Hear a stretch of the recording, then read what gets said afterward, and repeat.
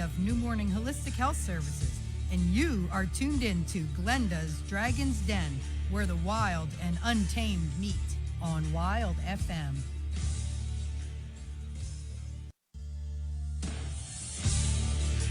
Hi everyone, welcome to Glenda's Dragon's Den. My name is Glenda Dawson, I'm your host.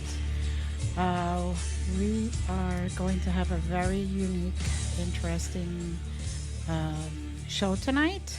Hopefully everybody had a good 4th of July week and enjoy the interesting bipolar weather we've been having. One second is very sunny, the next day is pouring. So I'm just hoping everybody was able to have a good time with whatever celebration they had or whatever they did or didn't do. I have at the studio with me Ashley, my co-host, and LD, my dragon wrangler. Ashley, how was your birthday? Yes, I had a birthday on Wednesday, and I spent it eating way too much food. I had steaks and home-cooked macaroni and cheese, and it was the best thing ever, and I ate way too much, and I made myself sick, and I don't regret it. Comfort food. Yes. Yes. Well, that's good. And did you have a show this Thursday or? No, because it was the 4th. Yeah. So after spending 2 hours in line at Walmart just trying to get groceries the day before, we rolled a rock in front of our door on the 4th, and we didn't leave our house. Okay. With our amazing air conditioning. And fortunately, the people in our community, bless them, they're heroes. They had like their own fireworks display, and they really shouldn't have. But we got to see them from the living room, so technically we got to see fireworks, and Good. we played video games all day. There I you- regret nothing. I played the dinosaurs. I was living my childhood dream of having multiple pet dinosaurs. Oh, very good.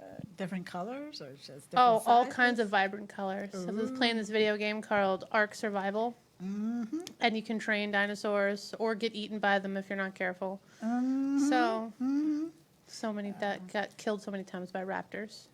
Vicious little bastards. And LD, how was your week? Well, you have your own dinosaur, don't you, honey? Yes, I have my dragon. Yes. Dragons. Yes. Yes. Well, for me, it was sort of like I had a dream. There's somewhere between Katy Perry and Austin Powers with the sex bots, and there were fireworks. But fortunately, Save me. Okay. I'd like to apologize in advance. Yes, please. Thank you. So how was your 4th, Glenda, besides having Larry? well, wait. I mean, Oh, I he's kept not going. done. I kept going up, God. up. So, Glenda, please tell us something else. Well, I actually just decided to close my doors, close the curtains, be in the AC, and I actually did some organizing in my house, which needed to get done. So, I don't even think I got on my pajamas on the 4th. Oh no, I F didn't get out of my pajamas now. I didn't say anything about pajamas. Well, you know But- what? I will admit, I did do some cleaning while taking a break in my day-long video game marathon. I'm not completely irresponsible, just mostly. Well, I did some dishes. I I've made the been- kid take out the garbage. I've been very busy, and then things just pile up. You put it there. Oh, I'll put it away, and Yeah. I declutter a lot. Wasn't that when you made the stoop? That's when I made the stoop, as he calls it. I didn't name it a stoop. Somebody else did. Somebody I don't, else. But it. Well, whenever I eat it, it's stoop. I took chicken, pork, steak, and I cooked it for 14 hours. Good Lord. Yes. Where was the pork? The pork was in there. Really? Yeah. Really? Anyway, I don't remember the pork. you don't remember because it all got shredded. Yes, it all definitely. Everything came out It all so came nice out and tender. stoop. And then I put in some potatoes and some sweet potatoes and spices and all that, and I'm all set. Make a big batch, put it in little containers, and now all I got to do So is now you have to have a Glenda's Dragon's Den cookbook. So you know how to make stew. stoop. Sure, I'll do that. It takes. I have lots of That's recipes. the slow cooked stoop, not the one sitting next to her. Oh, yeah, that's true too. Yeah. Anyway, You don't want to know how to make that. Ain't nobody got time for that. no, one was bad enough. Anyway, so let's introduce Master Anthony Guy Parker to the studio. He's on the line here with us. Hello, Anthony. You there? Hi there. Hey. Welcome to the show. Awesome. Yes. Okay. While you were talking about dragons and dinosaurs, I was remembering a wonderful movie. It was a pseudo documentary. I don't know if you remember it. I guess it was about 2004.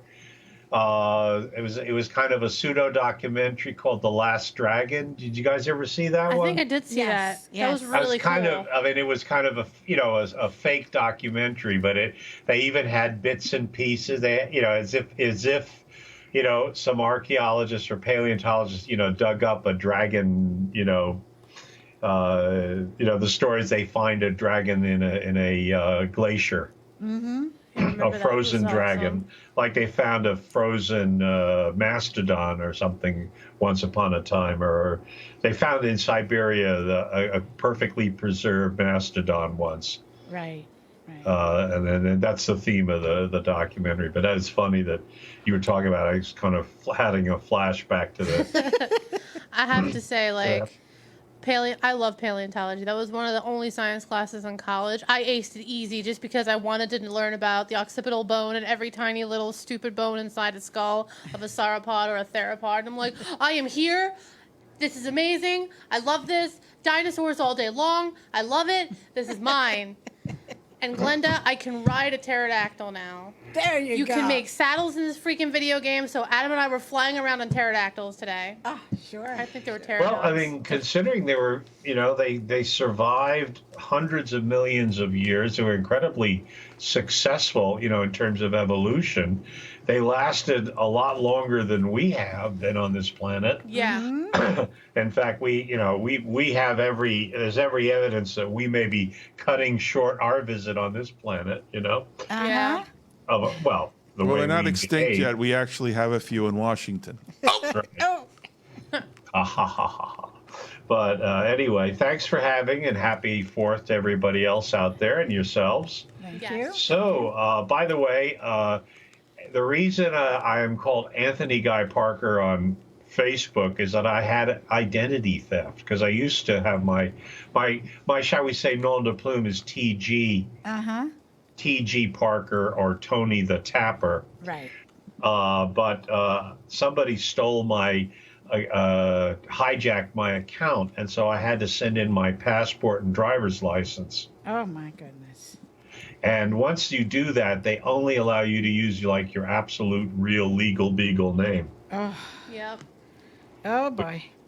So that's why you got my absolute legal beagle birth certificate name, which is fine. That's who I really am. But most people call me either TG or Tony the Tapper or Tony. So please feel free. Well, back then, a lot of parents would have a name if it was a boy and a name if it was a girl. So was there like a something girl Parker in case you turned out a girl, or? I beg your pardon? Well, Yeah. he is the name of one of my ancestors. There you go. And he was a guy. That's why I'm asking. Yeah. No. Guy is in Guy. Oh, French. Guy, hey. Tony Guy, I Guy. see what you mean, eh? There you Like go. Guy Lafleur. Don't mind There him. you He's go. always this weird. You just learn to deal with it. Okay. Yep. If you're good, you learn to ignore it. Well, that's it. Got very quickly turned into TG, which is kind of my nickname. Right. Okay. Well, mine's LD, so There you go. we're in good company. So, where would you like me to begin my story? Once upon a time in a galaxy far, far away. There Well, you it's a go. 2-hour show, Anthony, so have at it.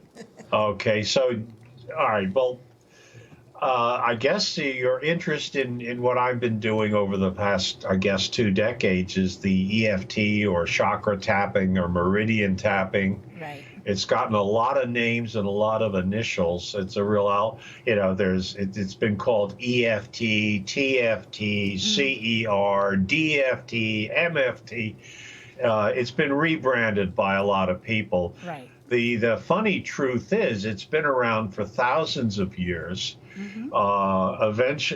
Originated originally in northern India and Nepal and Tibet, around that area, around the Himalayas. Okay, and the Ayurvedic healers, practitioners in northern India would practiced it.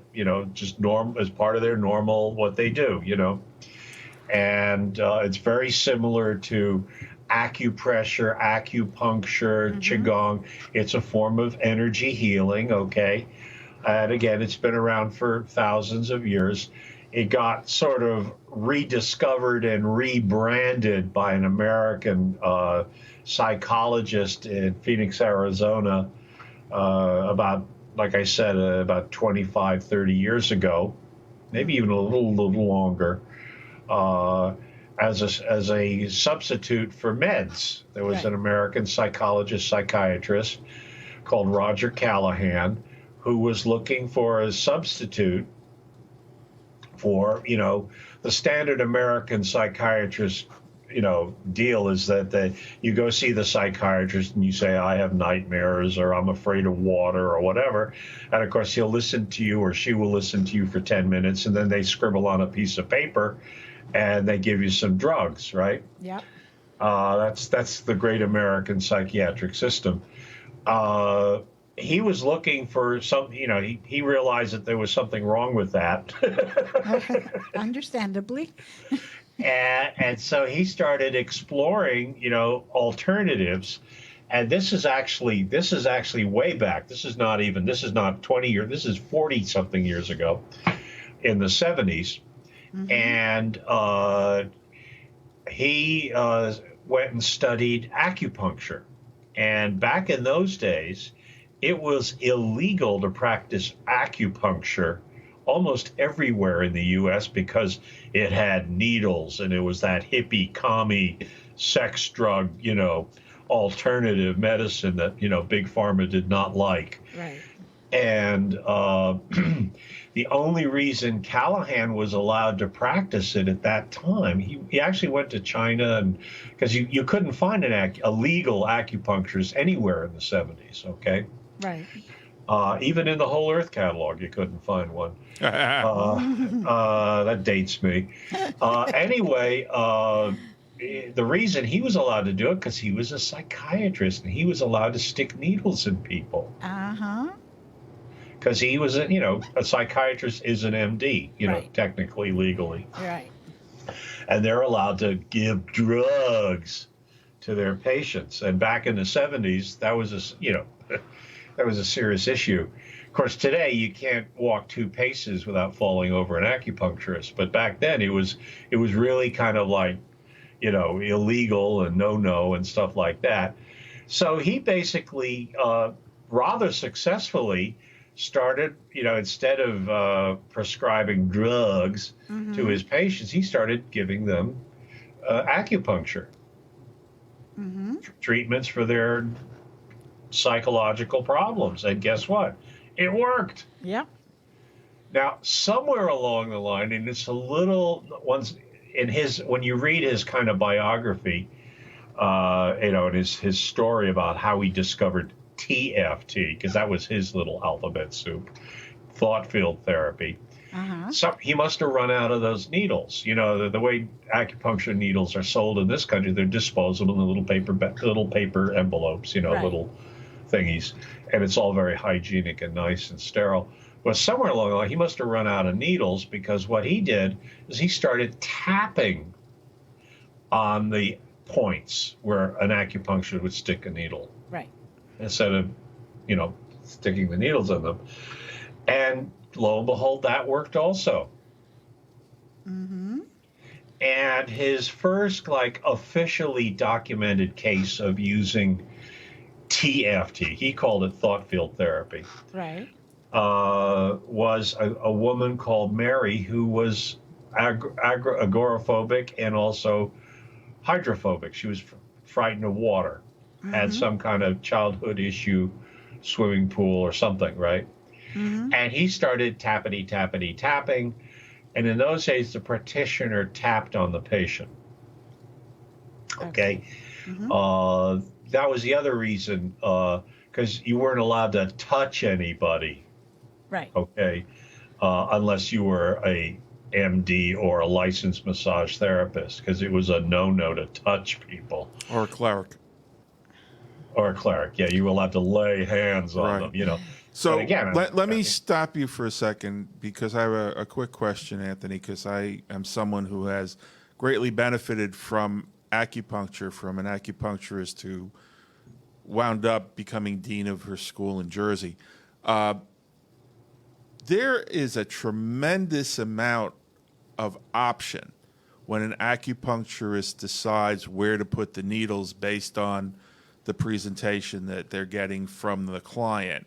right. And does EFT have that same decision challenge? Is there Well, hundreds? yes and no, and I'll explain. I'll explain in a second. Going back to the 70s, okay, Right. Roger treated TFT the same way. He was basically practicing acupuncture without needles. Right. So he had all those he had over 3,000 algorithms. Right. Okay, and that's what you're right. To become a licensed, certified acupuncturist, you have to study all these combinations and what they call algorithms of where to place the various needles and why. And then you also have to be very sensitive to the depth. Exactly. I mean, all of that, yes. Right. Roger basically had all these algorithms or combinations, literally 3,000 of them. Right. Where, tap 3 times at liver 6 and tap 12 times at, yin 5. I mean, Right. There's a zillion points. And if you've ever seen an acupuncture map, you'd see it. Right. Well, I've So had he was- acupuncture. So yeah, no, I'm with you. That's why I asked. He was practicing traditional acupuncture, Right, with tapping. except he was tapping. Right. Now it worked, but what he was practicing was incredible. It took 3 years to learn, Right. and he actually, it's interesting. He got, he wrote up his findings, and of course, in 1975. When he wrote up his findings, half of the psychiatric community accused him of being a fake and a crazy and a hippie, commie, sex, drug fiend, and the other half all said, will you teach us? And he said, sure, give me $100,000 and I'll teach you. Him being a good Republican capitalist that he was. So basically, that's what he was teaching. He was basically teaching acupuncture without needles. And it took 3 years, and you got your little sheepskin from Roger, and whoop-de-doo. One of his students, okay, was a fellow called Gary Craig. And Gary was one of his students and paid him the gazillion dollars and bought all his stuff. And Gary said, wait a minute, I don't need to do this.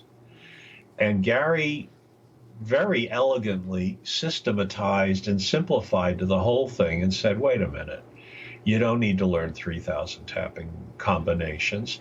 Why not just do a kind of catch-all, very simple system that not only can be taught in 5 minutes, but people can use to self-treat. Because what happens if you're having your panic attack or an anxiety attack on Monday, but your session with Dr. Tapper is on Friday? What are you going to do? Yep. So you got to tap out. That's the thing that Gary Craig basically did, is he simplified something that wasn't, and he made it easy to practice and easy to learn. And what he did is he took the 10, 14 most common tapping points or acupuncture points, gave them American names or English names rather than, these esoteric Chinese words or, abstruse words like, liver 6 and, Right. spleen 5. I mean, really. And he just made it really simple and something that could be taught, in a matter of minutes. Okay, and that's what Gary did. He just made it really simple, and the rest is history, So Gary's kind of the at least in terms of the American experience, the I wouldn't call him the father of, but he's the guy who pretty much put it on the world stage. And did he rebrand the acronym? That's E.F.T. He changed it from T.F.T. to E.F.T. And of course, and as soon as Gary said E.F.T., and as soon as he made it so easy to learn, then it became, everybody else started, CER, GFT, AFT to ZFT. You know what I'm saying? Yeah. And there's a million practitioners, and they all say they invented it. And of course, I'll tell you the funny story. So, and here's the funny story that sort of illustrates this. And this is where the moral of this lesson is: don't take yourself so seriously, right? When I got my certification, I got my little sheepskin of an official EFT practitioner, I called up one of my friends who was an Asian Indian Ayurvedic herbalist healer, and he had I live up in the Catskills, and there's a million zillion retreat spas and ashrams up here, Right. And he was an owner of one of these kind of retreat spa ashrams, kind of vegan, vegetarian meditation center, okay? And I said, hey, I just learned this amazing new thing. It's called EFT, blah, blah, blah, blah. It's so cool. It's the best thing. I'm hot to try. I'm really excited. And he says, well, why don't you come over, and my wife and I, we'll have lunch. We'll make you a nice vegan lunch. Come on over, and you can sing for your supper. I said, sure. So I go over, and they make me this wonderful vegan Indian, lunch. And, so I start tapping. I start showing them how to tap. And this guy, Bipin, I remember his name is Bipin, he said, oh, wow, that's really interesting. Do you know the Ayurvedics have been doing this for 5,000 years?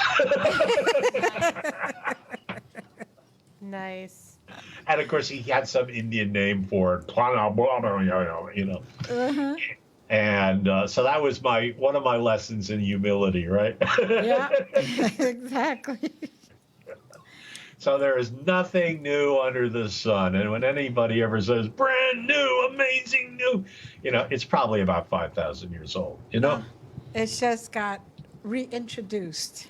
Reintroduced, rebranded, in the typical American way. Exactly. And it just, and interesting with EFT, it seems every 3 to 5 years since the 70s, another practitioner comes out and tries to, gets on Oprah and says, new, improved, amazing, fantastic, Yes. and et cetera. And of course, it's the same old, which is fine. All I know is this. So anyway, so that's the story about EFT and all its various sub variants, okay, for want of a better word, okay? Right. We're going to interrupt you for a second. Sure, we go have ahead, to go to please. commercial break, but please stay with us and continue this wonderful chat. We'll be right back in Glenda's Dragon's Den. All right, guys, we will see you in a minute.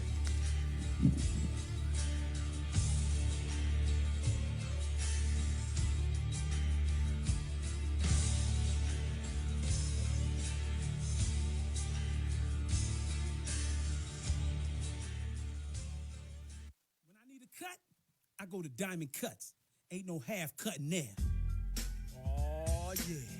Woo, man, at Diamond Cuts, their barbers got the freshest styles.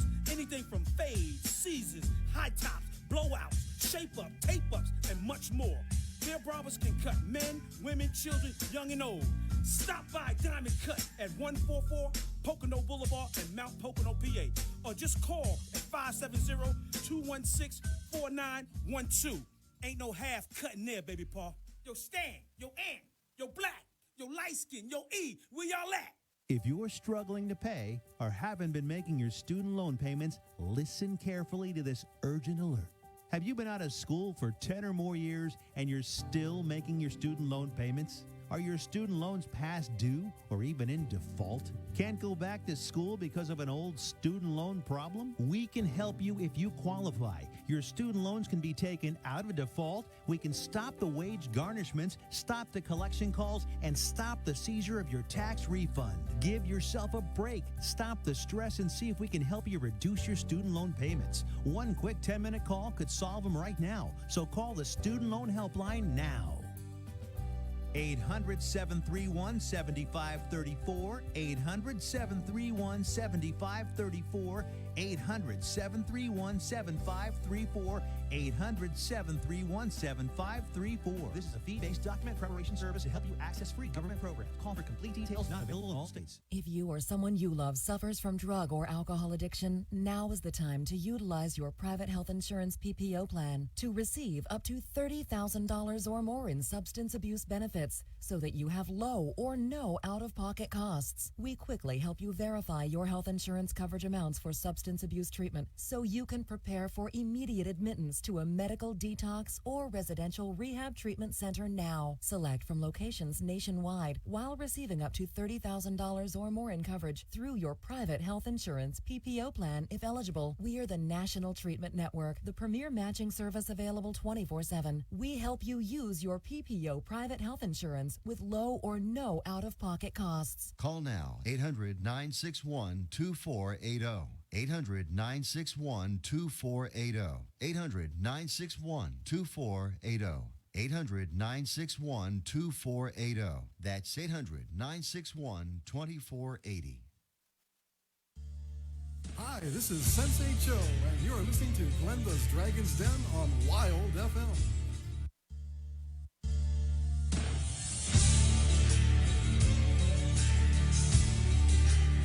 Hi, welcome back to Glenda's Dragon's Den. I'm Glenda, your host, and we have Tony, who's an E.F.T. master with us. Tony, are you there? Yep, still here. Good. Well, you never know, with Mercury retrograde. That's true. That's true. Do you have a preference between Anthony or Tony or? Well, again, when people say Anthony, I think it's usually a policeman about to give me a parking ticket. You got in trouble? Oh, excuse me, Anthony. Unless it's Wednesday. If you use all three names, then you know you're really a crick. Then it's ice. Wow. But usually it's Tony or TG. Got it. Okay. So you were just telling us a little more about the history and how it finally got to you. Okay, enter the Tony, all right. Well, about 20-odd years ago, there was a dirty little war in a dirty little country called Sierra Leone, actually in a country, well, there's about 3 countries that are in a perpetual state of civil war, and it's kind of, they call them the God Wars, gold, oil, and drugs. Or diamonds, oil, or diamonds. Yes. They're called the God Wars, and they happen in an area of Western Africa. Before it was gold, oil, and diamonds, it was slavery. That's where the slave trade began. Okay, That was which is years still going ago. on, by the way. It's alive and well. Yeah. You go inland about 100 kilometers, and slave markets are doing a brisk business. Yeah. Of course, the UN doesn't like to admit that, but, what can one say?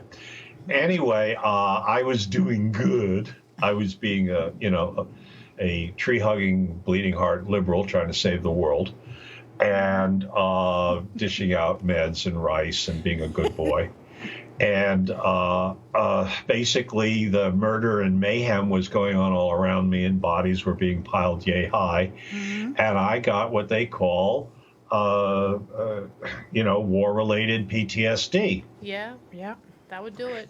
And again, you don't have to be a combatant. You don't have to be the pointy edge of the spear to get it. Anybody, especially, medics get it, docs get it, nurses get it. Yeah. And they get it even more so than the combat vets because they're getting the results, as it were. Right. And so I got it, and I came back to the world, and I had all the symptoms. I had the classic symptoms: the paranoia, the anxiety, the insomnia. Also had all the physical symptoms, psychosomatic aches and pains. I had the whole thing. The whole, and I had friends who had been in wars, combat vets, Right. and they, 25, 30 years later, they're still suffering. I was told what I could look forward to, which was, horrendously dangerous pharmaceutical meds, electroshock therapy, and various forms of Byzantine torture. And I'd probably still be crazy, you see. Yeah. As luck would have it, one of my buddies' wife, who lived about a mile down the road, I was living in Woodstock at the time, and they lived on Witch Tree Road. Excellent name. Excellent. Exactly. And she was the only there were only 2 E.F.T. practitioners in New York State at the time. It was her and a woman down in New York City. And because everybody else was in San Diego, of course, right? Or San Francisco, you know what I mean? Right. And so and he said, well, my wife, Marilyn, does this tapping thing, and you're crazy and you need help. Nice. Why don't you go give it a whirl? And I said, okay, Bob, you and your crazy dingy Woodstock wife. Okay, cool. And of course, I don't know if you know Woodstock, but you can't walk 2 paces without falling over a healer of some kind. It's like healer central, And I kind of just rolled my eyes. Okay. Well, here's the thing. Within 15 minutes of Marilyn tapping on me, Right. The anxiety. I mean, I felt like she'd slip me a Mickey in the herbal tea. It just went. I was like, holy moly, what did she do? And I don't know if you're familiar with you get this floating sensation. You feel like you feel like you're a bit of a body rush, a buzz, like some good pot or something, Yeah. And I go, what did she do? And how did she do it? And, I mean, it didn't cure me, but I felt that sensation. I said, wow, this is great, So basically, for the next 8 months, I saw her once a week, and then I tapped every time I had a flashback or a nightmare or an anxiety attack, panic attack, or, I had all the symptoms. So every time I had one of the symptoms of PTSD, I would tap Right. on myself. And within about 8 months, I was completely symptom-free. Now, that got my attention. Wow. Uh-huh. No meds, no electroshock therapy, no crazy, abusive, the regimes they had in those days were just, Very interesting. pretty scary, the stuff they were doing to vets back then. They still are, Anthony. Yeah. And anyway, so that got my attention. And then I got a hold of one of Gary's videos of him working with combat vets in San Diego. And I said, yeah, that's what happened. Yeah. So I went off and got, certified. Certified. And the rest is history. And basically, initially, I was kind of a closet EFT practitioner. Uh-huh. I didn't want people to know that I was doing this wacky tapping thing. So I was kind of, people were referred to me privately, kind of half in secret, Right. And I would, I started off with, 9/11 people, cops, firemen, a lot of combat vets, got a kids coming back from Iraq, Right. and other wars. Then I started getting a lot of rape survivors, rape victims, domestic violence, because I had a lot of different jobs in the kind of therapeutic fields. I had worked as a counselor and alcohol rehabs, drug rehabs, domestic violence shelters. I had real nice jobs, right? And when nobody was looking, I would do the tapping thing. Good. And the client, guess what? The clients got better. In situations where most clients didn't get better. Right. And that's the good thing like I said, about- I was just very impressed by the results.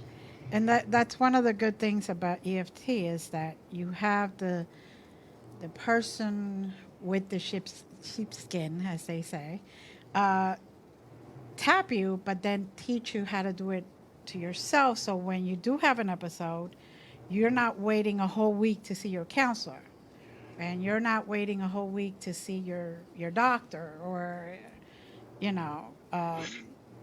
actually trying yourself also at the same time. Absolutely. And the other thing is, and this is the other, this is something that, no therapist would admit, but it's the real truth about most serious pathologies, is that one session a week ain't enough. No.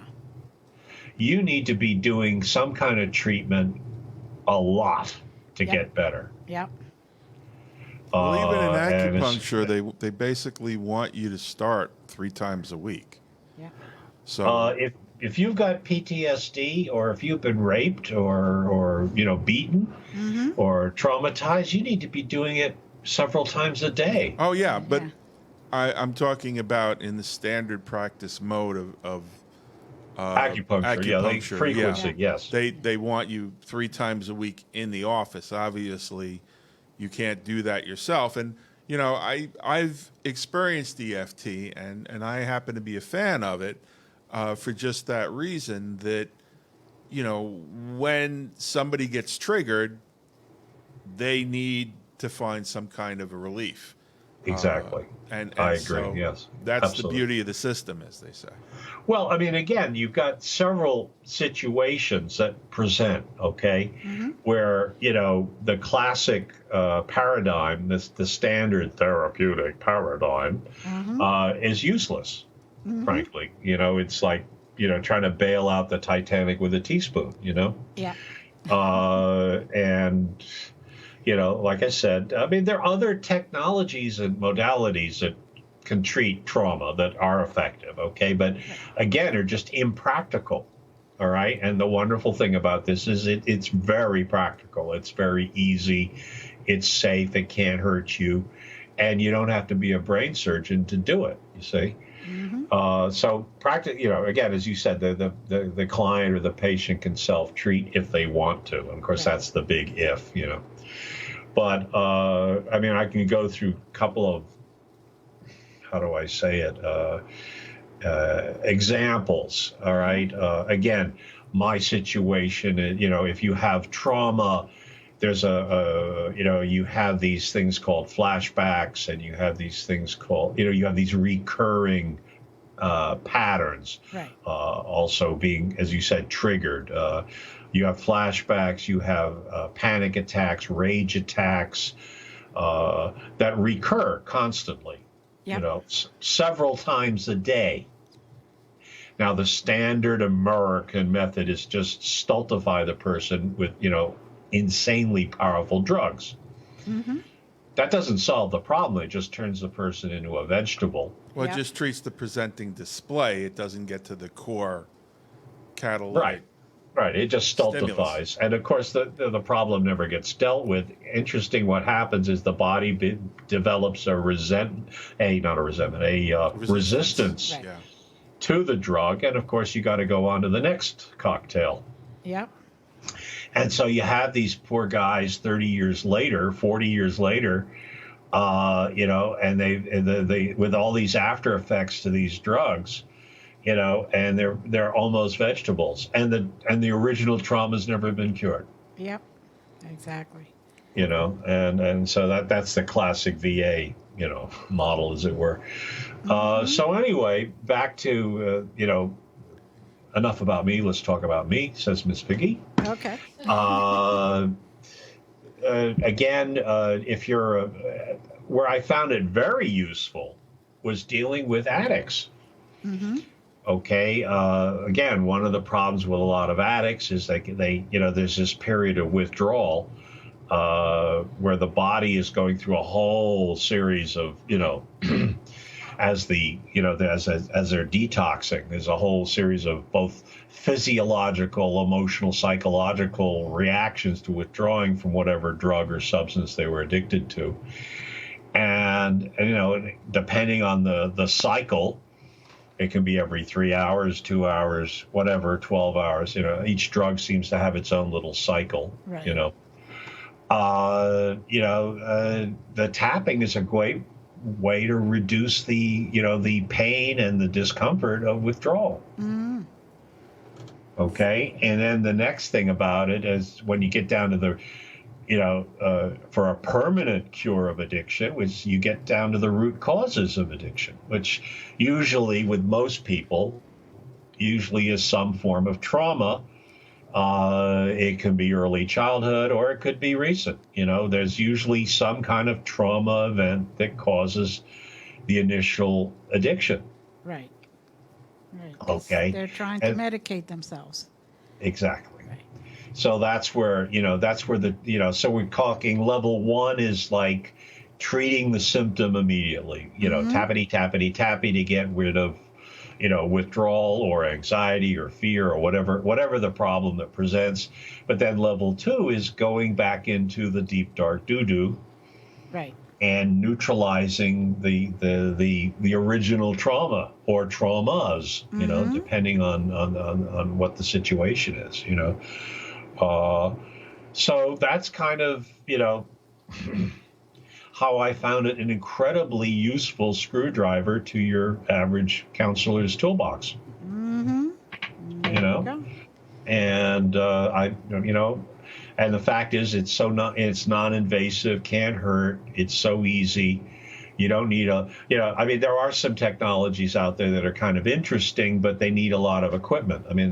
There's one that's kind of interesting. It's called EMDR, and it's all about flashing lights and buzzers and all kinds of toys. Right. And it's fairly effective. The interesting thing is a lot of EMDR practitioners use EFT to bring the patient down after an EMDR session. Huh. Interesting. And again, gradually what happened is they stopped using the EMDR and just carried on with their tapping. Because you got all these lights and buzzers and, toys. And of course, American medicine loves toys. They love equipment, Right. They like the bells and whistles. Anything they can sell. Yeah, exactly. Anything that any kind of gadget that looks and sounds interesting, So, Anthony, let me just take a look at the fork in the road here that I'm looking at, because I'm not sure. I don't put this out into mainstream, but I'm former vice chair of resource development for Mahaney's. So I actually have been in front of the New York State Legislature when they were trying to advocate that a client could sign off on their own ECT. And I did not take what they would call a favorable position on that. I've never been a proponent of ECT, and I likened it in that session to doing brain surgery with an axe. But one of the reasons why I wound up on the board is because the clients I knew and the people I associated with didn't come this way because of their their sociopathic trauma. They came this way because pathologically they were sensitive to energies and other stimula that they didn't understand. Like they would pick up emotions that they had no idea where the emotions were coming from. And then, of course, they were questioning whether they were their own emotions. And then if they wound up in a typical practitioner drug vending office, they would be medicated into that same stupor. What about those people, the people that didn't necessarily get this way through trauma, but the sensitives, the people that... That's an interesting... I personally have never treated anybody who presented that. Because most of my clients were, had like real, shall we say, were able to identify whatever the trauma was. Right. Well, trauma, if you look at DSM-6, trauma, it can be either physical trauma, okay? They talk about physical trauma, which is, a car accident, Right. or if you're in the military, an RPG blowing up next to you or something, an IED or a car accident or getting hit over the head with a hammer, that's physical trauma, or being beaten or raped, okay? Right. Then there's emotional or psychological trauma, which can be psychological, emotional abuse, all right? And then there's chemical trauma, which is addiction. Right. Frankly, addiction is a form of trauma. It's an assault on the body-mind. Sure. With a toxic chemical. Let's face it. Well, we're basically living Now, batteries. I'm open.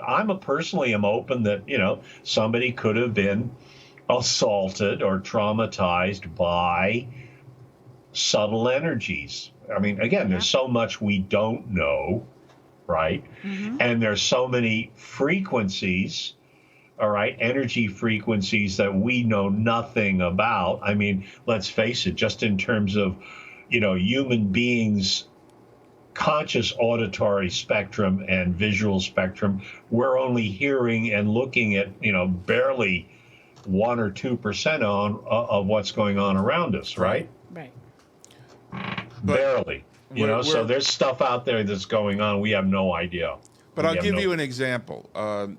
There are people Glenda knows, and for various reasons, sometimes I'm more sensitive to what they're going through than she is. And so I'll turn to her and say, I'm getting anxiety, and I think it's coming from here. Okay. Now, in my experience, I know it's not my anxiety. You're picking up somebody else's stuff. Okay, yes. Let's put it this way. I have noticed the phenomenon, but nobody's ever come to me as a patient and said, I'm an empath and I'm being affected by people next door. Nobody's ever presented that to me. I get people who say, I just came back from Iraq and I want to kill my baby boy. No, and I understand. And once the All right, word of mouth, those are the, or I just got raped. right? Once word of mouth people gets who out, present to me. I have an open mind, and I'll tell you something. I have actually a video on YouTube called "The Protective Shield of Golden Light." Okay, which is actually I borrowed from a traditional Tibetan mantra. Okay. And I combine it with E.F.T. So you are able to integrate both concepts. Again, even though I've never really had anybody come to me and presented the symptoms or the problem or the challenge you've described per se, I am aware that people pick up on energies and but again, whether it's somebody killing a chicken at midnight, and uttering curses, or whether it's somebody who just hates you, you know what I mean? Yeah. Those are still toxic energies. Right. Yeah. Okay. and it does, it doesn't. And the truth be told, the number of chicken killing black magicians who really can do what they say they can do, you can probably count on the fingers of one hand. Oh, you'd be surprised. Yeah. Now, I would say 99% of them are fakes who just want your money. Well, Yeah. there's certain a high percentage of fakes, but unfortunately, there's also a very deep well of people that use that as a power base. Some But- people, let's put it this way. I'm not going to argue numbers. You're talking to somebody who's had 3 exorcisms. Okay. And the reason I got it was because there I was in West Africa, and yours truly, the inveterate tourist. I was way up country, as it were, in a place called Ouagadougou, Right. in Burkina Faso. And everything looks kosher and nice as the Foreign Legion walks past. And the minute the Foreign Legion are down the road, All hell breaks loose. exactly, the slave market reopens, and the Marché de Fétiche, which is the witch doctor's supermarket, Right. okay, resumes business. And I was kind of checking out the monkey's eyes and snails and snakes and eye of newts and all the bits and pieces, okay? Now, I don't necessarily think anybody cursed me because I didn't piss anybody off when I was like super polite to everybody. I was not your typical white man, I was a pretty nice guy. And I was giving out food, and meds. Right. So I was hardly a threat to anybody. I was hardly the French Foreign Legion, but I got something. Now, whether it was a free-floating, and the people who performed the exorcism said that there was a lower intelligence of entity that had attached itself that was opportunistic, wasn't a curse per se. Now, this is voodoo country. This is Vaudon. They Right. practice Vaudon in Burkina Faso. It's very it's normal. It's business as usual. And Well, it's part of their culture. it's part of the culture, absolutely. But those guys are those are real shamans who've been doing it for 30 years. You know what I'm saying? Yes. Well, and there you go. Those are the real deal. Right. There's more than one. they- So yeah. But where I'm going is that most of the people you see in the U.S. are just clowns and fakes. Okay, that's just my opinion. Okay, there may be the real players. You don't see them advertising. Curses are us. Well, it's sort of like your business. Once you are successful at arresting the symptomatic presentations of PTSD, and you get known in that community flocks to you. So, the bottom line is that for a practitioner of any shamanic art, they get that community behind them, and then someone may be jealous and badmouth them, but in the end, when the presentation stops, that's all the proof the client needs. You know what I'm saying? Right. Again, it's something I like. My only experience is that I had 3 exorcisms. Right. Right. And you're here today to tell about it, so But it wasn't. I don't. The people who performed the exorcism said it wasn't a curse or anything. It was just like a leech. Well, when you're open and Picked up like a parasite, like if you were drinking the water. Exactly. when you're open and you're entrenched in that, and your shields are down, for lack of a better way to describe it, there is a lot of negativity, that's just that frequency that is opportunistic and says, oh, well, this is All right. kind of The most malevolent experience I had, where I actually experienced that level of intelligence, for want of a better word, I was actually working with a Holocaust survivor, an Orthodox rabbi. Guy had to have been about 100 years old. He wasn't quite, but he was that age. And he had come to me because he said he had all these aches and pains and this and that, et cetera. And he had been a little boy at Auschwitz. Mm-hmm. And lost his whole family, the whole bit. Damn. And, I started treating him for PTSD.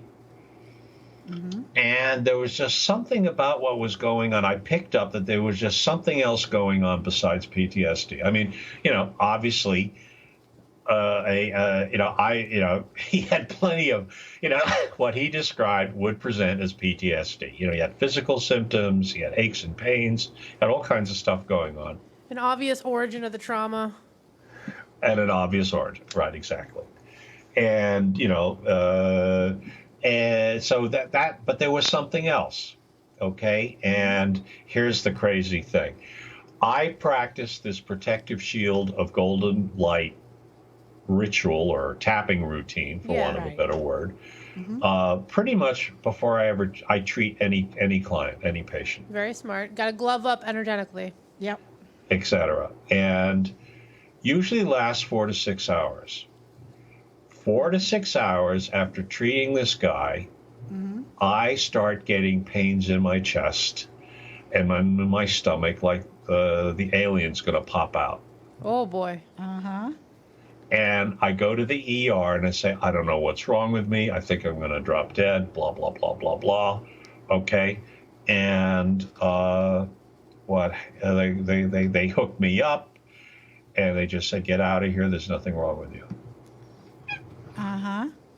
And then I called one of my buddies. I said, you know what? I just had the most bizarre experience, et cetera, et cetera, et cetera. He says, it's probably a warning. The whatever possessed or was attached to this rabbi was telling you to stay away. Huh. He's mine. You know what I mean? That sort of stuff. Well, particularly if he wound up with that attachment. Well, when you think about that, the Nazis were into, black magic. Right. And let's put it this way. Being mean and nasty to Jews wasn't the only thing they were doing in those camps. Well, of course, they were using humans for experimentation of all kind.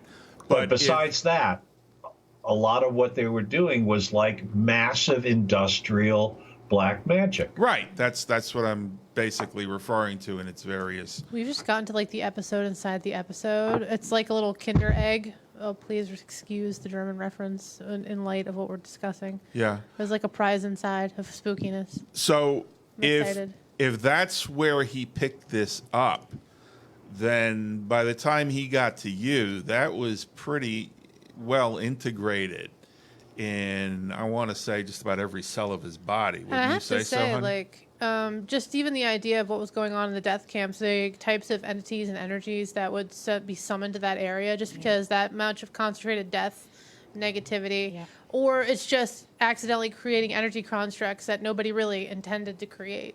Right. Well, So they're also, just keeping the them, Nazis, guarding I'm sorry, I use the word Krauts because I don't like Germans. Aw. Because I'm not. because I have family, that did end up a smokestack. So I have no love for them, trust me. And they're not. There weren't any good Germans because the Nazis won a popular election in a landslide. Well, then you could say there were no good Americans, but we're not going to go down that road. But yeah, go ahead with your point. Okay, well, So Trump much won a tea. landslide, Yeah. and God knows where this country's going. Right. But do go on before I do.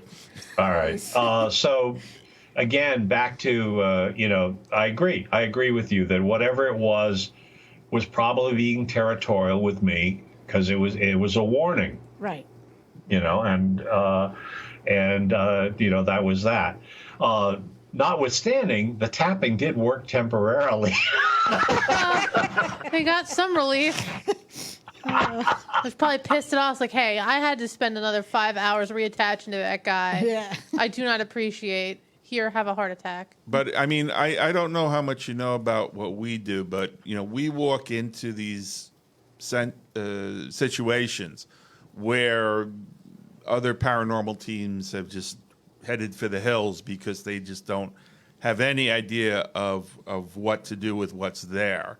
Right. And so, we pretty much have encountered a pretty broad variety of these entities. So for us, that's sort of why I was curious what you would do with a sensitive.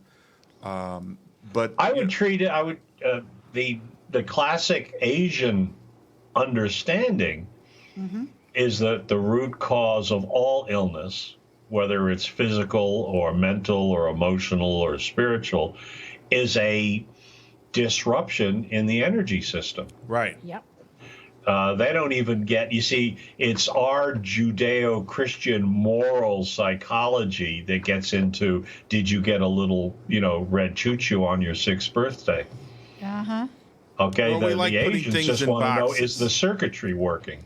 Yeah, we like putting things in boxes. That's sort Right, of where the Asian our says, comfort. Right. is the energy flowing in the right direction? Right, they're in the big picture and they're in the long term. We're in the little box short term. Let's, find a Right. drug that we can sell and keep selling. Exactly. So back to the, how would I approach somebody who came to me as a sensitive and was suffering some kind of, transmission, negative energy, et cetera, et cetera, et cetera, that they had empathically picked up? I would, again, just look at it as there was some kind of disruption or even a reversal or a polarity reversal in their energy flow. And 9 times out of 10, that's how it would present. That's how I do it. Just gotta take the battery out When and I flip treat sensitives, I look at it that way, and I also give them the tools and the skills to protect themselves energetically.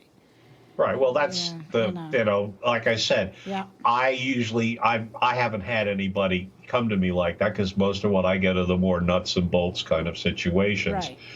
On the other hand, I tell all my clients, if you're getting, they say my boyfriend's abusive or my husband is abusive or I have an abusive, toxic job. Right. Again, that's what they come to me with. Okay. I say, well, do the protective shield of golden light and get the hell out of there. Mm-hmm.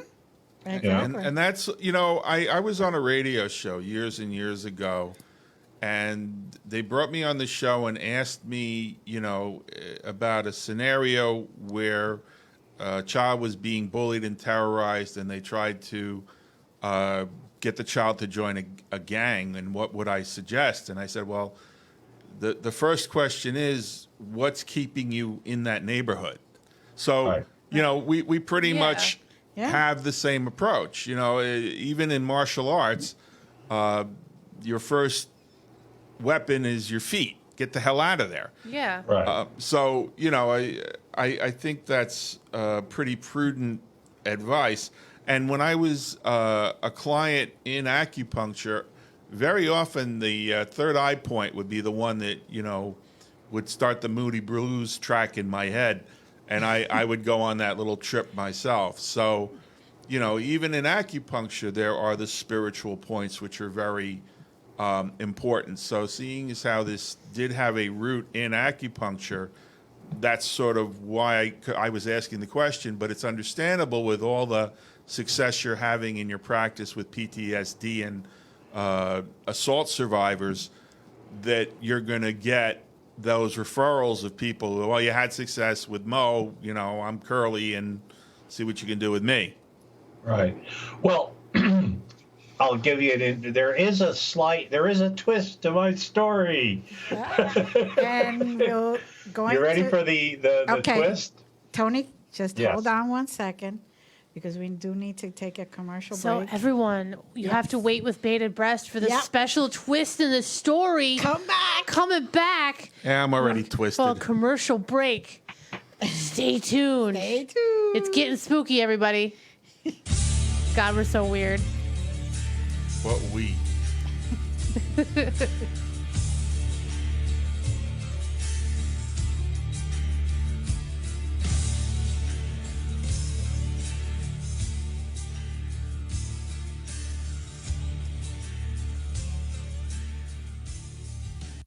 Have you written a book? You can become a published author with Dorrance Publishing, the nation's oldest publishing services company. Countless authors have trusted Dorrance for nearly 100 years to bring their book to the market. Our professional team will edit your text, design your book pages, and create an appealing, eye-catching custom cover. Plus, our authors benefit from a custom book promotion marketing campaign that makes your book available where people buy books, like Amazon and brick-and-mortar bookstores. So make this free call right now to claim your free author's guide to publishing. Don't wait another day. Take one step closer to realizing your dream of becoming a published author and seeing your name in print. You've already written a book, so the next thing to do is make this free call right now to Dorrance Publishing and get your free guide to publishing. Call right now. 800-847-1362. 800-847-1362. That's 800-847-1362. Looking for high-speed internet where you live but are out of reach of cable and fiber options? Look no further. High-speed internet is now available in your area, as your local authorized HughesNet retailer, Whole Home Connect, makes it easy to get the high-speed internet you need with blazing fast speeds, unlimited data with no hard data limits, with built-in Wi-Fi for as little as $2 a day. Act now and for a limited time, get free standard installation and free equipment with HughesNet from Whole Home Connect. You'll enjoy internet service that lets you do more of everything you want to do online, like shopping, surfing, and staying in touch. Call Whole Home Connect and see for yourself why HughesNet is America's #1 choice for satellite internet. 800-696-2871. 800-696-2871. 800-696-2871. That's 800-696-2871. I'm Liza Hotchkiss. And I'm Johnny Hotchkiss, and we are Core Phenomena Research. And you're listening to Glenda's Dragon's Den on Wild FM.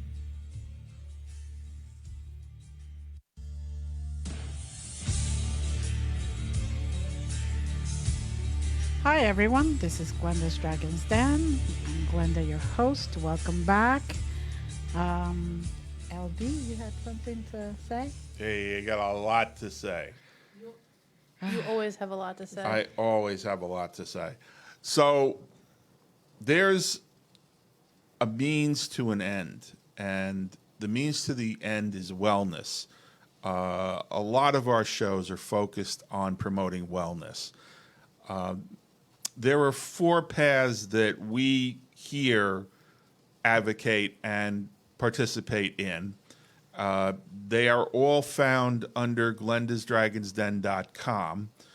There are buttons you can select based on your primary concern. One of them is the Force to be Reckoned with button. That will take you to the page of non-lethal self-defense tools, some of which you can actually fly with in case you're going to a destination that you may not feel particularly comfortable with. You can actually bring this on board the plane with you, as opposed to having to leave all your personal toys at home and go there with nothing. There's also the CTFO button. That's for CBD oil. I myself use CBD oil to help me manage a number of different things that I have afflicted myself with over my so long life to this point. I believe Glenda also is a very strong advocate of it. And the nice thing about CBD oil is it doesn't have the THC component. And for those of you who are concerned about, for instance, drug testing, they also have a variety that will not show up on a drug test. So you can still avail yourself of that product. The third button is the doTERRA button. That will take you to the doTERRA page where you can select from the premier company. And these are all top companies with products that are warranted to the extent that they can be. But the aromatherapy company doTERRA, they are considered to be the tops in the aromatherapy game. Not only do they have oils that you can ingest, they are some of them, the ones that you can ingest, are nutritional grade. They have diffusers to dispense the oils that will help you with the aromatherapy. And then there's the Glenda's Magical Creations button, and that's when the magic happens, and that puts you directly in touch with Glenda. Some of the comments we're getting in the chat room are wonderful, but they might be better addressed privately with Glenda. I'll pick a couple of them myself. You know, our guest was talking about our limited spectrum of perception. And within that limited spectrum of perception, then the brain tries to make sense of what it just perceived. So we can bring on and create and exacerbate all sorts of things.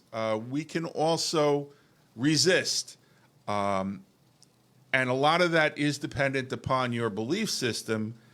However, as was mentioned, there is energy. And as Tesla said, everything is energy. And you can, if you know how, harness some of that energy and use it to help manifest wellness. But that's the concern I have with people that call themselves healers, because the only healers are above my pay grade. They're in the astral, archangel, and creation plane.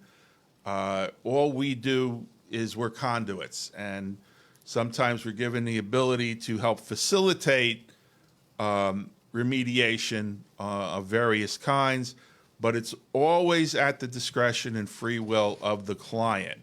The client has the last say in whether they are going to allow that facilitation or not. And even with an entity, when we cross an entity and help it to go into the light, we don't force anything. The entity has to choose to trust us and take that step on its own. So, you know, there are a lot of mitigations, but no one here is trying to tell anyone else how to live their life. My personal training in specific remediation as a coach was very specific about, as long as the client isn't out to harm themselves or anyone else, no one is here to tell the client what to do or how to do it. So, you know, my personal choice has been that when I'm done with this body, I don't really want to have much left of it. I'm going to enjoy the physical plane as heartily as I can. There are other people that are perhaps a little more withdrawn, and that's their choice, and that's fine with them. But nobody's telling anyone to live in a bubble. These are just things that happen, and people that have had various levels of training to create that remediation. And I don't make light in any way of what Tony does, because I've experienced E.F.T. It does work. I've experienced acupuncture. It does work. And I've experienced the shit Glenda throws at me. And let me tell you, that's got a punch too. So, Tony, back to you. Are you with us? He should be. There Tony. he is. Looking at all the goodies I want to buy from your website. We can work something out, big fella. I got my credit card out and I'm ready to rock and roll. There you go. And I have to say, the show is also brought to you in part by chocolate-covered espresso beans. Otherwise, I'd be face first on this board. That too. And apparently one of the major retailers that was mentioned earlier, but we'll talk about that cut down the yeah.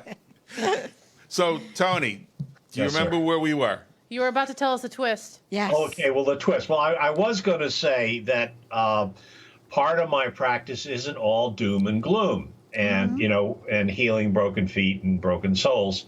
I do get a lot of people coming to me, just absolute total Republican businessmen asking me to help them make more money Yeah. or improve their golf handicap. And guess what? The stuff helps there too, which I have to giggle and laugh. But it really does. And, you know, I've helped people with that. And it's funny you were mentioning Reiki, because I got kicked out of the Hudson Valley Reiki circle for mixing EFT and Reiki together, which are both basically kissing cousins anyway. Yeah. And actually, I'm not sure if Glenda mentioned it earlier on. I'm not sure, but you know, if anybody wants, I can, you know, lead the group in a few tapping sessions before we're done. And what, you know, I was thinking of perhaps the protective shield of golden light, and what I call the Reiki tap. Okay. If you guys want. But again, so the ironic twist is, and this is where you're going to all have a giggle, is that as being, you know, shall we say, a addictions counselor, DV counselor, I would get, and kind of working for the county, you know, I would often, you know, unfortunately, a lot of my clients would come to me very defended and frightened because I was kind of like in the same seat as the police or the parole officer. I was sort of, you know, they were often told they better come and see me or else, you know what I mean? Right. So they'd be defended and they'd be kind of, you know, mute, the word is, you know. And so I found that the tool that usually would open up a client in a heartbeat, I'd bring out my trusty old Rider Waite deck and give them a reading. And they would open up. Yeah. Well, you know, there's nothing like evidentiary mediumship. And, you know, Glenda practices that extensively. And, you know, in fact, she even teaches it in a clinic on Mondays. And everybody that walks in there, and I think, Ashley, you can attest to this,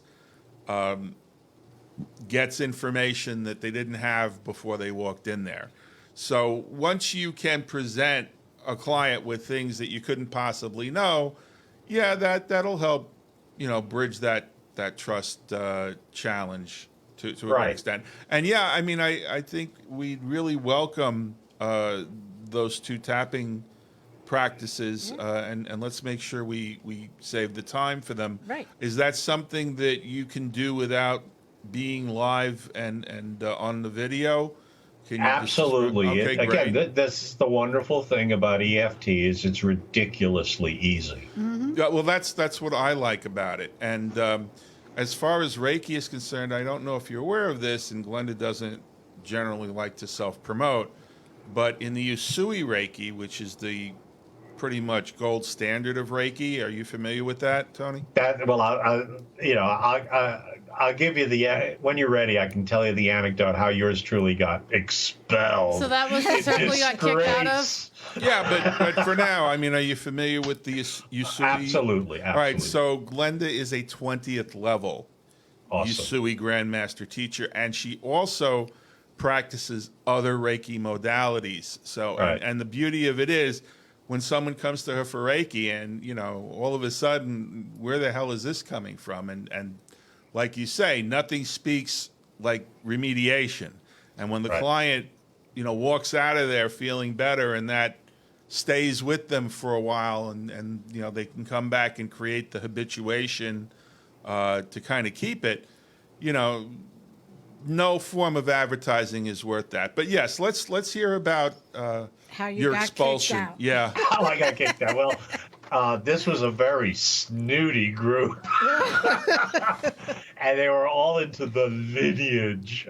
Present company excluded, but they are Reiki practitioners. And they went around the room about, you know, who their master and their masters and the masters, and they're trying to track it back to, you know, 1947 or whatever, you know, and I'm kind of, oh, Jesus, here I go. So anyway, and it came to me. And I thought I'd give him a hard time. So I said, oh, yeah, well, it was Glenda and Irving in Merrick, Long Island. That's great. Glenda and Irving's Reiki shop. Merrick. Oh, Off the boy. Jericho Turnpike. And I thought they all turned green and blue. And Like, how dare you in this establishment?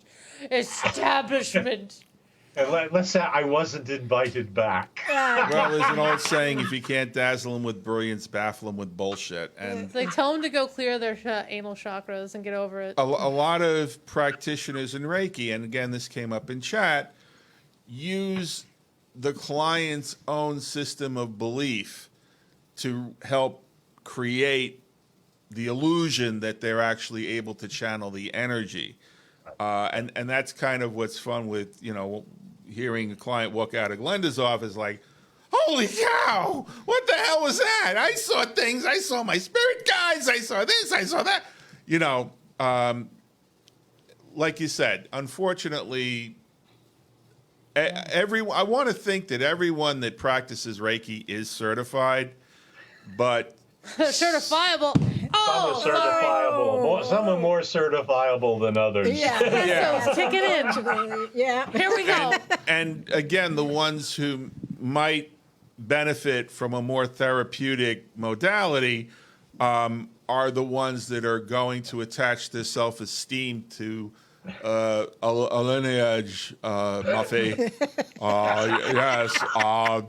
As much as I love our community, we eternally are going to be having dick measuring contests with each other. It's just the thing that's always going to happen. It's like, well, I'm more magical than you. Really? Have you seen the size of my unicorn? I don't think so, pal. I'm like, oh my God, everybody shut up. I know. What does it make a difference where you went to, where you didn't? It's because you want to be Gandalf, but you can't because Gandalf isn't real. Oh, well, listen, you should, when I started doing this Reiki tap, you have no idea the furor that was caused. I can imagine. Like, how dare you sully this Exactly. esteemed establishment with a also, foul technique? You're saying that, you're saying the secret words. Yeah. Don't you dare tell the peasants. Exactly. I mean, it was that sort of stuff. I mean, like I said, if you can't laugh, you'd cry. But anyway. But you just got to harass them. Well, it's like, I combine shiatsu with Reiki, and I combined it also with everything that is energy, any type of energy healing. Exactly. And it's energy, it's just another. And if you can mix and match, and if it works, then who's complaining? If if the patient loves it and it helps them, and as you say, they walk out saying, "I feel wonderful." Exactly. Well, that's the point.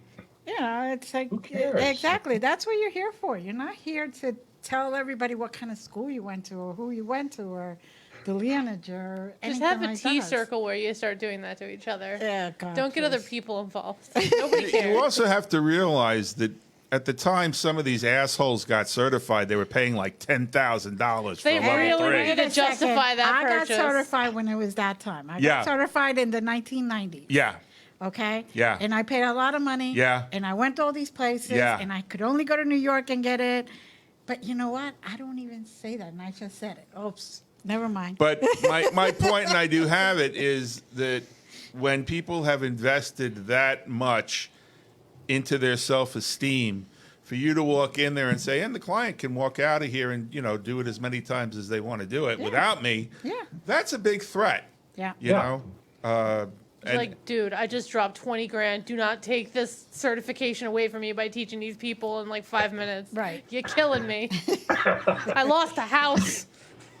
Well, you see, my philosophy is, is that you get what you reap. You sow, and if you put it out there, it does come back to you anyway. So in a lot of other ways. And that's why Glenda does these clinics for donation, because money, honestly, in our world, Glenda's in my world. I'm not going to project that on anyone else's world. Should not be the primary opponent to wellness. So, right. Well, that's, I think Glenda was asking me about the clinics. Right. I'm a member of an organization called Healthcare as a Human Right. Yeah. And we sponsor in our neck of the woods. Where are you guys located? I mean, I'm just geographically, I'm trying to find you on the website. Stroudsburg. It's northeastern Pennsylvania. Okay. Yeah. All right. So I'm in the Hudson Valley. Okay. Right. Yeah, we're in the Poconos, baby. In New York, and we have there's an area that we service called, the Hudson Valley. Right. Okay. But are you low HUD or? Well, yeah, right. It's sort of, I would say, around Woodstock, New York. So you're mid HUD. Yeah. So anyway, we started this organization. It's been around about 10 years, but we had a series of floods during one of the hurricanes that kind of flooded out, about 4 or 5 towns. Right. And so we set up what we called suitcase clinics, and we were called hippie mash units, where we treated That's awesome. the citizens of these towns for free. Uh-huh. We also treated the National Guard, who were totally freaked as well. Nice. And so we continued doing that, once the floods subsided. We said, well, this is a good thing to do. So we do it in Phoenicia, Woodstock, Kingston, and Stone Ridge still on a regular basis. I don't want to show off, but what about Saugerties? Saugerties, I don't think we've done anything in Saugerties. We did the Saugerties Farmers Market. Oh, good, because Woodstock didn't happen in Woodstock. Everybody knows Woodstock, but Woodstock happened in Saugerties. No, it But happened that doesn't in sound like a Bethel. fun name. Yeah, well, Bethel. Bethel is about 65 miles south in Sullivan County. Yeah. Okay. Anyway, minor point. Yeah. But anyway, Saugerties actually this has a farmer's market, and we would do a kind of a mini treatment, and I would actually do tapping in Saugerties at the farmer's market. Great. Good. Anyway, like I said, so that's kind of I think Glenda asked me to mention that we're still going strong. Good. We're still doing it I think Kingston's once a month, Woodstock is once every 2 months, Phoenicia's once every couple of months, Stone Ridge is every month. Mm-hmm. So when you were doing those hippie mash units, did you have like the one guy that could smell the Chinese takeout coming and he go, chopsticks? Bad mash reference. Sorry. Okay. Anyway, so You need yes. a Klinger, a radar, a Hawkeye. Wait, that's an Right. Avenger. Anyway, so in terms of treating, in terms of EFT, so back to EFT Yes. and back to the sort of using the tarot cards. The other reason, of course, is my hero is Carl Gustav Jung, and of course he was totally into tarot and symbols and spirituality, which made him a much more interesting psychologist than Freud, Right. of course. Anyway, back to tapping. How much time do we have left now? We got like a little over half an hour, Yeah. and just gonna say Beautiful. I love Carl Jung as well. Yeah. Yes. Super cool Good. dude. Well, he was a Younger. tarot reader, and he wrote several books on both the symbologic, archetypes and stuff of tarot, et cetera, et cetera, et cetera.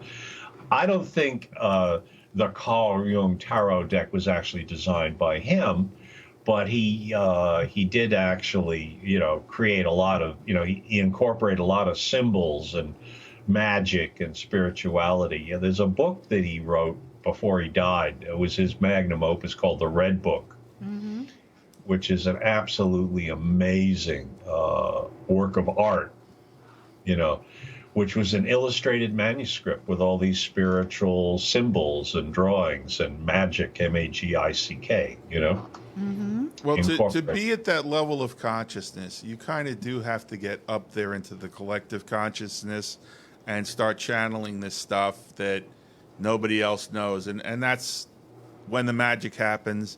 And getting back to chat, whether you believe in it or not, that's where the magic happens. Absolutely. Okay, well, listen, let me, if anybody's interested, and if you are, I think you're all tappers, so you understand pretty much what it is. But Right. for the benefit of anybody who might be listening, okay, all 963,000 people out there. There you go. There we go. You missed one. Yeah, right.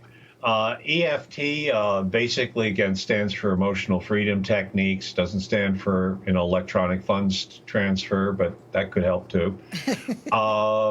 It's basically we're tapping on acupuncture points, some of which are meridians, some of which are chakras. Now, what that means is that there is this energy system that kind of flows in and outside the body. Okay. There have been Kirlian photographs, and now there's more advanced forms of energy imaging out there now that shows that the human body, mind-body complex, this energy radiates out about 2 meters up and about a meter out from the body. Yep. And some people are able to see it with their own eyes. If they're lucky, they're fortunate, they can see the wider spectrum. Other people, if you have the right kind of camera or gizmo, you'll be able to see it as well. Right. And the observation about this energy system, which is what the actual, when you look at all the Asian words for what we have, they call it an energy system, believe it or not, or life force. Okay. They're much more technical. They don't say soul that's, again, Judeo-Christian. It's, what do you expect for a bunch of illiterate goat herds? But anyway, back to this. It's not limited by time or space, and it's connected to everything. So that's the part about it that's kind of interesting.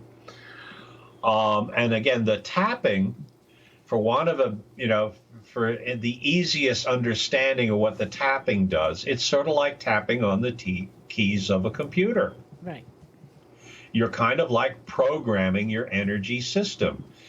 And what seems to happen, and what the Asian healers have noticed, is that when there's an illness or an emotional, psychological, or spiritual problem, it's probably because there's a block or a reversal in the energy system. In other words, the positive energy is going down the negative channel, or vice versa, or that there's some block in the energy and it's stuck. If you've ever gone to an acupuncturist, you'll hear often the acupuncturist says, "You have stagnant chi," you have blocked chi, and the tapping helps kind of reboot the energy system to get the chi flowing again, or flowing correctly.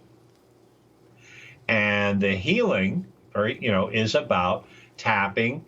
And again, in the old days, with Roger Callahan, there were these very complex algorithms of tapping on all kinds of different points. It could be very complex. And again, Gary just reduced it to 10 or depending, between 10 and 14 different points. Right. And just tapping 7 to 10 times on each tapping point so you don't have to remember complex algorithms or combinations or locations. And they're very simple, and they can be described over the radio. There you go. And we're going to use like American English terms. Okay. We're not going to say, ding wow. 4, we're not going to say, spleen 7. We're just going to say top of the head, right? Right. Or under the eye, or outside corner of the eye, or, under the arm, which makes it very easy to understand and very accessible for anybody, okay? Right. All right, so we're going to do, the first one is called the Protective Shield of Golden Light, which is based on a 5,000-year-old Tibetan mantra. And this is, they're doing it in Tibetan, but very often you'll hear the Tibetan monks do this overtoning type stuff, and they'll be, blowing the horns and ringing the bowls and stuff. one of their major rituals is cleansing the universe Correct. and chasing the negative energy, chasing out the demons, and so what I did is I got the translation of the protective shield of golden light and adapted it to tapping. Very good. And it's ridiculously easy. And basically the way it works is I'll describe the tapping points to you guys. You guys already know it, but for the people out there and listeners out there. And also, it's very simple. You just tap where I tell you to tap and just repeat the affirmation or healing statement that I say. That's all. So it's Simon Says. It's that easy. Mm-hmm. Okay, so just tap where I tap and repeat what I say. So we're going to start tapping, okay? You can tap 7 to 10 times on each tapping point. Right. First tapping point we're going to use is the top of the head. It's often called the crown chakra. Right. Okay, so just tap on the top of the head. You can tap continuously. You don't have to count, but just 7 to 10 times. Tap lightly. Don't bruise yourself. Don't hurt yourself, okay? And just repeat after me. I have a hard head, though. Go ahead. I have a hard head. So. The energy will seep through. Yeah. It'll seep through. Yeah, right. If it works on me, definitely it'll work on you. Trust me. So top of the head, crown chakra, 7 to 10 times, and just repeat after me. Say energy system. Energy system. Okay, and now let's tap on the eyebrows 7 to 10 times. Say, I am instructing you. I am instructing you. Very good. Now tap on the outside corner of the eye. Say, to generate. To generate. A protective shield of golden light. A protective shield of golden light. Okay, now cheekbone under the eye. Okay, 10 times. Okay, say, all around my body. All around my body. Okay, now tapping under the nose. Say, protecting me from all negative energies. Protecting me from all negative energies. Very good. And now we tap under the mouth. Say, all negative influences. All negative influences. Very good. Now we're going to tap on a place called the collarbone or the breastbone, okay? And 7 to 10 times say, all negative intentions. All negative intentions. Okay, now we're going to tap on the side of the rib cage, and this is kind of an interesting point, which it's sort of where girls have a bra strap, and if you feel around, one of those ribs is going to be sensitive, painful, or tender. Mm-hmm. Okay, exactly the reason it's sensitive, tender, or painful is that's where there's some negative energy stuck. Uh-huh. Okay, and now saying all negative entities, beings, and spirits while tapping there. All negative entities, beings, and spirits. Okay, very good. Now we're going to tap on the side of the hand. It's often called the karate chop. If you've ever seen those karate movies where the guy breaks a 2x4 with the side of his hand, okay? Mm-hmm. Okay, and now just say, sending them all to the sun. Sending them all to the sun. To be transmuted to love. To be transmuted to love. Okay, now let's go top of the head. Again, back to the crown chakra, 7 to 10 times. Say, only allowing in. Only allowing in. Okay, now we go to the eyebrows. Say, loving. Loving. Now the outside corner of the eye, 7 to 10 times. Say, healing. Healing. Cheekbone under the eye. Say, positive. Positive. Now tapping under the nose. Say, energies. Energies. Now under the mouth. Say, and intentions. And intentions. Okay, now collarbone, tapping on the collarbone, and say, and if I have any negative energies or intentions. And if I have any negative energies or intentions. Okay, now under the arm again, side of the rib cage, say, I send them all to the sun. I send them all to the sun. Okay, side of the hand, karate chop, say, to be transmuted to love. To be transmuted to love. Take a deep breath, and I'll release. Okay, how does that feel? It feels great. It feels really good. Okay, now interesting observation. If there has been a psychic attack or some kind of, not nice thing happening, the client or patient should feel an immediately very powerful release. Uh-huh. It's kind of interesting. Yes.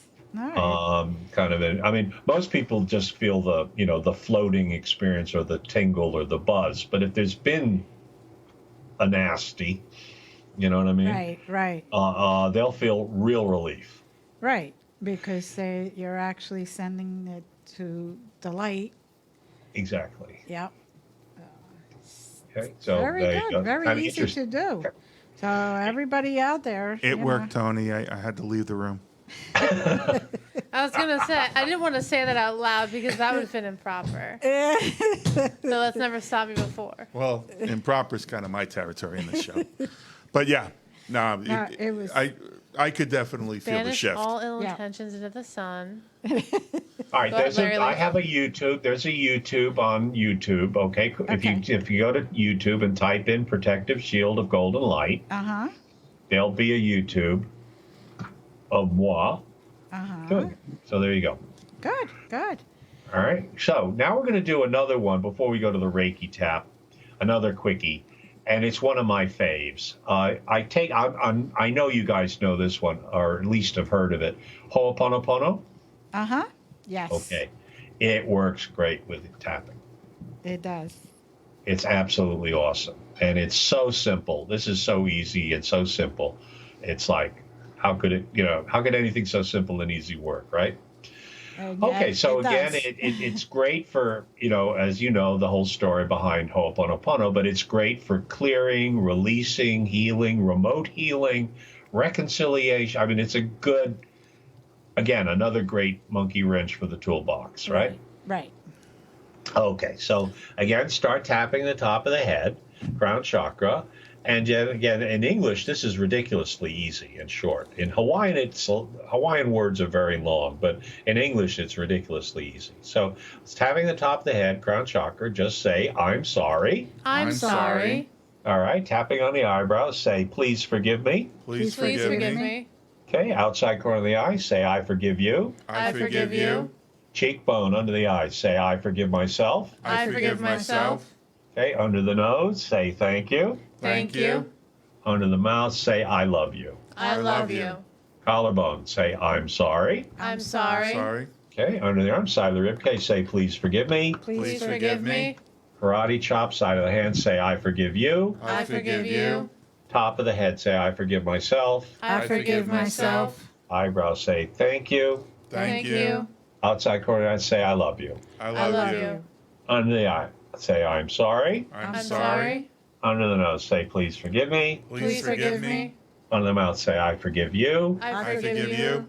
Collarbone, say, I forgive myself. I forgive myself. Under the arm, say, thank you. Thank you. Karate chop, say, I love you. I love you. Take a deep breath. And I'll release. There you go. And again, there's several YouTubes, not just by me, but lots of other EFT practitioners. It's very What's popular. your YouTube channel? Is it Tony Guy Parker? That is Tony Guy Parker. And again, there are two kind of playlists that I strongly recommend. One is called the Love Boat Relationship First Aid Kit. The Love Boat. The Love Boat Relationship First Aid Kit. If you type that into the YouTube search box, Love Boat Relationship First Aid Kit, you'll get you'll get the playlist and all the various YouTubes about love and relationships. There you go. Okay, and then the other one is the Money Bags Financial First Aid Kit. Mm-hmm. And it's about money. But also included in that are all my standard taps as well. Okay. Tony Guy Parker is on YouTube. Yes, Tony-GUY-PARKER. That's moi. Okay, so since you guys are all Reiki masters, this is what got me kicked out of the Hudson Valley Reiki Circle. So this is total Reiki heresy. There you go. The best kind. And I also call it ghetto Reiki, but anyway, it's real easy. It's actually kind of fun. We take the 4 basic Reiki mantras, okay? Again, they're kind of, they're kind of exotic and nice in Japanese. But of course, if you want to, you could just say the English translation. It works just as well. Right. I just kind of like the Japanese because it makes it kind of, kind of fun, Uh-huh. Yeah. So again, what we do is we repeat these basic mantras and we tap, and you guys just follow along. Again, as Simon says, we'll start with the first Reiki mantra, which is called Chokure, which is that Chokure. wonderful calligraphy, Yep. Chokure. Chokure, which means place the healing energy here, or place the energy here, place the healing here, And again, we just start tapping.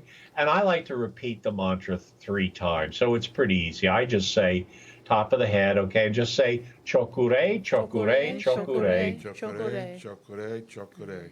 Okay, eyebrows, chokure, chokure, chokure. Chokure, chokure, chokure. Side of the eye, chokure, chokure, chokure. Chokure, chokure, chokure. Okay, cheekbone under the eye, chokure, chokure, chokure. Chokure, chokure, chokure. Okay, under the nose, chokure, chokure, chokure. Chokure, chokure, chokure. Under the mouth, chokure, chokure, chokure. Chokure, chokure, chokure. Okay, collarbone, chokure, chokure, chokure. Chokure, chokure, chokure. Okay, under the arm, inside the rib cage, chokure, chokure, chokure. Chokure, chokure, chokure. And now karate chop, chokure, chokure, chokure. Chokure, chokure, chokure. Now take a deep breath. And I release. Okay, very good. And now we're going to do the next mantra, which is Seihiki. Okay, which means healing the mind, the body, and the spirit. Okay, so top of the head, tapping, and just say Seihiki, Seihiki, Seihiki. Seihiki, seihiki, seihiki. Eyebrows, Seihiki, Seihiki, Seihiki. Seihiki, seihiki, seihiki. Outside corner of the eye, Seihiki, Seihiki, Seihiki. Seihiki, seihiki, seihiki. Okay, under the eye, Seihiki, Seihiki, Seihiki. Seihiki, seihiki, seihiki. Under the nose, Seihiki, Seihiki, Seihiki. Seihiki, seihiki, seihiki. Under the mouth, Seihiki, Seihiki, Seihiki. Seihiki, seihiki, seihiki. Collarbone, Seihiki, Seihiki, Seihiki. Seihiki, seihiki, seihiki. Under the arm, side of the ribcage, Seihiki, Seihiki, Seihiki. Seihiki, seihiki, seihiki. Okay, side of the hand, karate chop, Seihiki, Seihiki, Seihiki. Seihiki, seihiki, seihiki. Take a deep breath, and I'll release. Okay, very good, excellent. Now we're going to do the next one. I'll start off slowly because it's a bit of a tongue twister. Honsha Ze Shonen. I'll do it real slow first, and then we can pick up speed. Okay, so top of the head, karate, crown chakra. Say Honsha Ze Shonen. Honsha Ze Shonen. Honsha Ze Shonen. Go ahead, please. I don't know how to say it now. Okay. Honsha Ze Shonen. Honsha Ze Shonen. Honsha. Go ahead. Say it 2 more times. Go ahead. Honsha Ze Shonen. Okay, very good. By George, they've got it. Maybe. Amazing. Okay. Eyebrow. Well, we'll pick up speed. You'll get it sooner. It's pretty easy. Honsha Ze Shonen. Honsha Ze Shonen. Honsha Ze Shonen. Okay, that means healing the past, the present, and the future, which is pretty powerful. Outside corner of the eye, Honsha Ze Shonen. Honsha Ze Shonen. Honsha Ze Shonen. Go ahead. Honsha Ze Shonen. Very good. Under the eye, Honsha Ze Shonen. Honsha Ze Shonen. Honsha Ze Shonen. Shonen. Very good. Under the nose, Honsha Ze Shonen. Honsha Ze Shonen. Honsha Ze Shonen. Very good. Under the mouth, Honsha Ze Shonen. Honsha Ze Shonen. Honsha Ze Shonen. Go ahead, please. Okay, collarbone, Honsha Ze Shonen. Honsha Ze Shonen. Honsha Ze Shonen. Honsha Ze Shonen. Very good. Under the arm. Hon Shaze Shonen. Hon Shaze Shonen. Go ahead. Hon Shaze Shonen. Very good. Karate chop. Hon Shaze Shonen. Hon Shaze Shonen. Hon Shaze Shonen. Go ahead, please. Shonen. Hon Shaze Shaze Shonen. Shonen. Very good. Excellent. By George, he's got it. Remember that? The rain in Spain, right? Okay. Take a deep breath and now release. Very good. Excellent.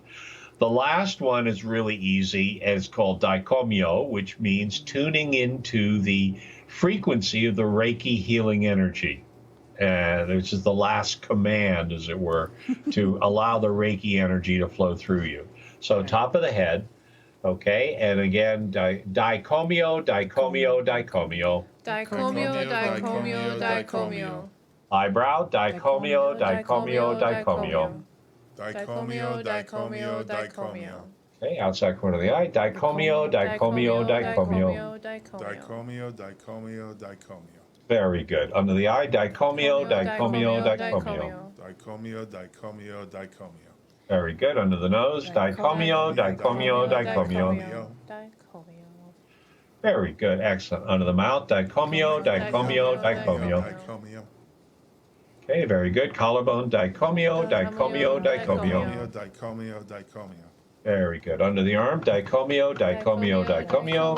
Daikomyo, Daikomyo, Daikomyo. Very good. Karate chop, Daikomyo, Daikomyo, Daikomyo. Daikomyo. Very good. Take a deep breath. And now release. Okay, there you go. So that's the Reiki tap. And in my experience, it's kind of like equivalent to an attunement. Yes, it is. And you probably notice your hands are hot, right? Yeah, they're burning. Hot hands. They're sweaty, actually. Well, that's usually the sign that the Reiki energy's kicking in. Mm-hmm. Yeah. And so like I said, I use that tap if I ever get into any kind of physical work. And that's the part about EFT that still renders me gobstruck. Right.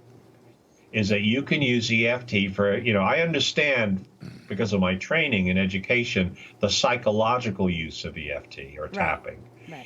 But the fact that you can actually use it for physical healing, I mean, in the same way that you can use Reiki, that's the one that always, to me, that's the tent show. I'm waiting for the guy to bring out the snakes, Yeah.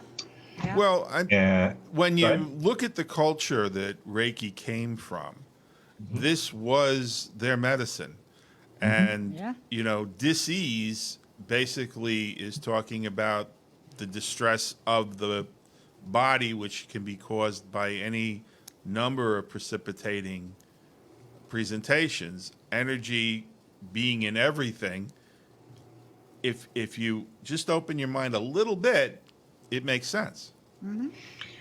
Well, again, in the kind of European Judeo-Christian mindset, okay, there's actually a group of German and Belgian medical researchers, okay, that have been documenting particularly Reiki and EFT and acupuncture, but also correlating, before and after on healing a 20-year history of patients, okay? Right.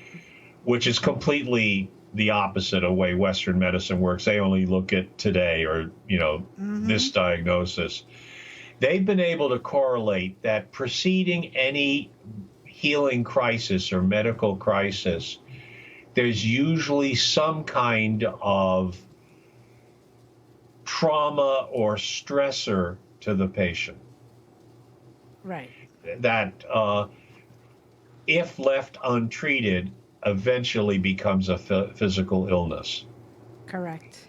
And they have documented this because they go back and they go before the illness and they go after the illness, whereas most doctors don't. They just look at the illness today and that's it. Goodbye. Here's your script. Pay the receptionist as you leave. Right. And As they an found, empath- and they backed it up with CT scans, MRIs, and the fact that these guys are all MDs. As an empath, my predecessor for any sort of illness is emotional. So, Right. you know, it's all energy. It's basically what you're sensitive to experiencing it as. And at a certain point, it hits critical mass and it somehow, physicalizes. Right. If left untreated. Yeah. Exactly. Yeah. And these guys have actually, documented, and like I said, it's an interesting group of doctors, MDs, in Europe that have been, proving this time and time and time again. But they've spent a lifetime doing this. You see, Right. And again, in our culture, a lifetime is way too. One day is too much time. Yep. Everybody wants immediate. Instant gratification. Yep. Right. And to spend a lifetime studying something is, just not in our consciousness. No. And it's a shame because that's how you would be able to tell a lot from the patient. If you keep an eye on the patient for a long time, you'll be able to figure out the similarities and maybe come up with the cures or the real way to cure things, not a Band-Aid. Exactly. Right. Exactly. That's absolutely. So anyway, so there you go. I hope I've been helpful. Is there any questions or anything you guys want to ask me or? Well, I'm curious, you kind of floated around it, but what's your understanding of Ho'oponopono? Well, I mean, it's an interesting backstory. I mean, do you guys know the backstory? Do you want me to kind of I know the repeat it for backstory, but, I'm curious how you integrated it. Are you a Huna practitioner? Not really. It's just another technique for releasing and acceptance and letting go.